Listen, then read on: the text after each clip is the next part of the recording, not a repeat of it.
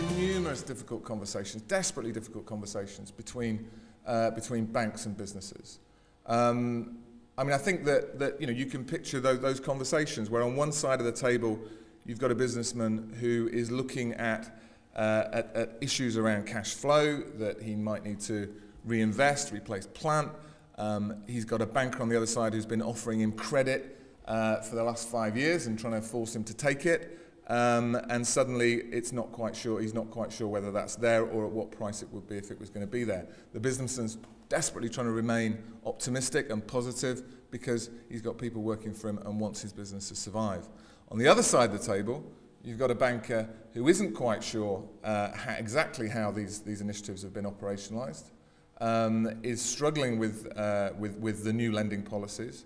On a personal level, has probably seen, certainly seen his job be at risk. He's seen his all those share save schemes that he was compelled to go into or encouraged to go into have probably flawed, and he's not in a great place. He's not in a happy place. Now, I'm not asking you to feel sorry for bankers at this stage. We've got a banker up next, but it has been it has been difficult times. It was desperately difficult times.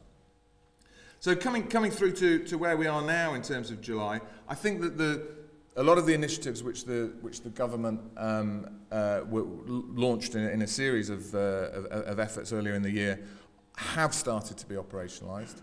I think the banks do understand how they're supposed to be applied. However, they do still have issues. A big part of the capacity of lending has been taken out by the fact that a lot of the foreign banks which were operating here aren't here. The banks which are here, as I said, have still got this issue about rebuilding their balance sheet. They've still been asked to stress people's businesses in ways which were inconceivable previously. The kind of stresses around, if the biggest supplier goes bust, or if indeed their distributor goes bust holding all of their stock that hasn't yet been paid for.